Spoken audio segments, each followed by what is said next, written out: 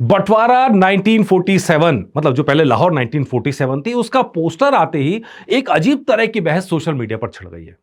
मतलब जिस जो टर्म इस्तेमाल किया जा रहा है कि भाई ये अगली अमन की आशा वाली फिल्म है, मतलब पाकिस्तान प्रेम वाली फिल्म है। और ये बात लगातार आ रही है, कई लोग कमेंट्स में कह रहे हैं, कई लोग सोशल मीडिया पे डिस्कशन में कह रहे हैं। और ये सुन के मुझे थोड़ी सी हैरानी हो रही है, क्योंकि बिना कहानी को जाने, बिना स्क्रिप्ट को जाने ये कमेंट किया जा रहा है। अच्छा, अमन की आशा का मतलब क्या है? ये वर्ड कहां से शुरू हुआ, ये सब आप अच्छे से जानते हैं। अमन की आशा मतलब स्पाई यूनिवर्स की फिल्में, खासकर जो पाकिस्तान के प्रति बहुत सॉफ्ट नजर आती हैं, उस तरह की फिल्मों को आमतौर पे अमन की आशा की फिल्में कहा जाता है, जो हमने बॉलीवुड में एक बड़ा ग्रुप हमें वो करता हुआ नजर आता है। इंसानियत की बात करना गलत नहीं है, लेकिन जहां पर स्पाई यूनिवर्स की फिल्में दिखाई जाती है नॉर्मली, और वहां जाके एक एक दोस्ती की बात, एक प्यार मोहब्बत की बात होती है बिना सच को जाने। और सच ये है कि पाकिस्तान की तरफ से आतंकवादी भारत आते हैं, पाकिस्तान पूरी कोशिश करता है भारत को बर्बाद करने की। और ऐसे में जब ये डिपेक्ट किया जाता है कि भारतीय स्पाई एजेंसियां पाकिस्तान की मदद कर रही हैं, या पाकिस्तान की स्पाई एजेंसियां भारत की मदद कर रहे हैं और भारत के गद्दारों से भारत को बचा रही हैं, तो इस बात का गले से नीचे उतरना मुश्किल हो जाता है। और यहीं पर सवाल उठता है उस अमन की आशा का, जिस बात को यहां पे कोशिश की जाती है। उसका बहुत बड़ा रीजन, अमन की आशा वाला जो पूरा प्लॉट है, उसका रीजन यह है कि उनको दुबई में फिल्में चलानी है, मिडल ईस्ट में फिल्में चलानी है।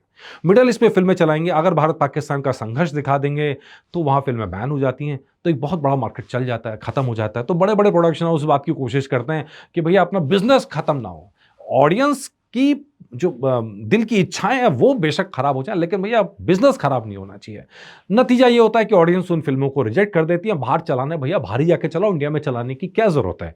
जब सीधा सीधा ये होने लगता है, तो उसके बाद यहीं से सवाल आता है कि भाई इस तरह की फिल्में बनती क्यों जब चलती नहीं है? जब लगाने के लिए, आपको नंबर बढ़ाने के लिए पैसा लगाना पड़ता है, तो भैया फिल्में बनाते क्यों हो ऐसी? खैर, ये मुद्दा अलग। लेकिन अब सवाल उठ रहा है कि क्या बंटवारा अमन की आशा वाली फिल्म है कि नहीं है? ये सवाल बहुत सारे लोगों की तरफ से आया, इसलिए मुझे लगा इसका जवाब देना यहां पर बनता है। तो चलिए, ये एक ऐसा नाटक है जो ऑलरेडी प्लेड हो रहा है, भारत में भी प्ले हो रहा है, अभी भी हो रहा है। मतलब असगर वजाहत जी ने जब लिखा, तब से लेके ये हजारों बार नाटक मंच पे प्ले हो चुका है। और जब जब प्ले होता है, तब इसके अंदर से लोगों के आंसू निकलते हैं, क्योंकि ये इमोशनली कनेक्ट करता है। ये पूरा का पूरा नाटक इमोशनली कनेक्ट करता है।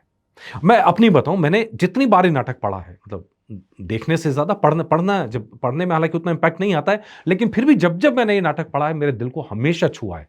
असगर वजाहत जी ने एक मास्टरपीस लिखा है। अच्छा, अब कहानी क्या है? कहानी यह है कि नाटक तो छोटा सा है, ये नाटक तो 3 घंटे का बनेगा नहीं, तो आप उसकी स्क्रीन प्ले, उसकी घटनाएं, वो इंटेंसिटी जोड़ी जाएगी। पूरी कहानी का लबोलवाब यह है, मैं बिना बिना उस नाटक की पूरी कहानी बताए मोटा मोटा एक आप बता देते हैं।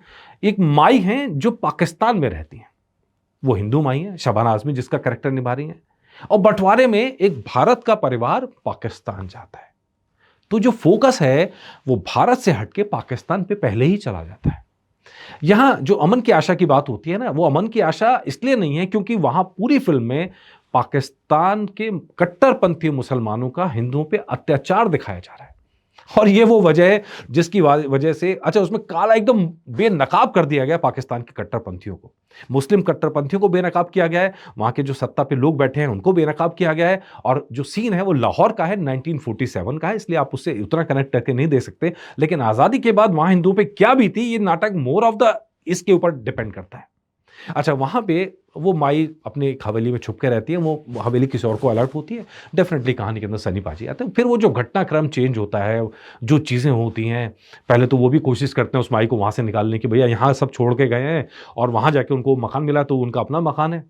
अब यहाँ से जो पूरा कंट्रास्ट पैदा होता है, बाप बेटे का झगड़ा भी होगा, दोनों की तकरारें भी होंगी। वो पूरी कहानी, वो नाटक मैंने कई बार पढ़ा है, तो इसलिए मैं आपको पूरा शब्दशः भी बता सकता हूँ, लेकिन मैं उसमें नहीं जा रहा हूँ। लेकिन अगर ये नाटक अमन की आशा का नाटक है, तो पाकिस्तान के कट्टरपंथियों को चुप क्यों रहे? अगर ये नाटक अमन की आशा का नाटक है, तो पाकिस्तान में इसको बैन क्यों किया गया है?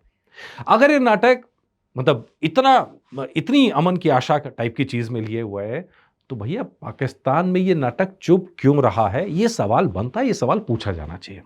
अब रही बात नाटक की, नाटक डेफिनेटली किसी भी बाउंड्री से ऊपर है। ये बंटवारे के दर्द का नाटक है। ये भारत या पाकिस्तान का नाटक नहीं है। इसमें आपको पाकिस्तान के कट्टरपंथियों की हरकत जरूर दिखाई देगी, लेकिन इसके अंदर वो इंसानियत निकल के आती है, जहां एक इंसान धर्म से ऊपर उठ के इंसान बन जाता है, जहां एक इंसान धर्म को पीछे रखता है और इंसानियत को आगे रखता है। और इसीलिए मेरे हिसाब से जब जब मैंने इस फिल्म के बारे में बात की तो मुझे हमेशा लगता था ये 15 अगस्त से ज़्यादा 2 अक्टूबर वाला नाटक ज़्यादा है। इसके अंदर इंसानियत की बात है, वर्ल्ड क्लास सिनेमा की बात है और यही वजह है कि जब इस पूरे को पिरोया गया, चीज़ों को संजोया गया, तो इसको जिस तरह से आपने अगर जावेद अख्तर ने गीत लिखे हैं, म्यूज़िक दिया है, ए आर रहमान ने म्यूज़िक दिया है।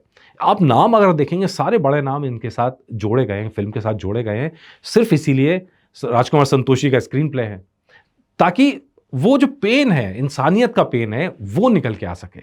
मैं फिर कहूँगा ये बॉर्डर वाली फ़िल्म नहीं है, मतलब बॉर्डर के इस पार क्या, बॉर्डर के उस पार क्या, ये वो वाली फ़िल्म नहीं है। ये इंसान की फ़िल्म है। इसका 2 देशों से इसका मतलब नहीं है। इसका मतलब 2 सोचों से है, 2 सोच हैं। एक सोच वो है जो रतन की माँ जो कैरेक्टर है, उनकी सोच है, जो इंसानियत को लेके चलती हैं। एक वो सोच है जो कट्टरपंथियों की सोच है, वो सोच है। ये दोनों टकराती हैं। इसमें किसकी जीत होती है, किसकी हार होती है, आपको फ़िल्म देख के पता चलेगा।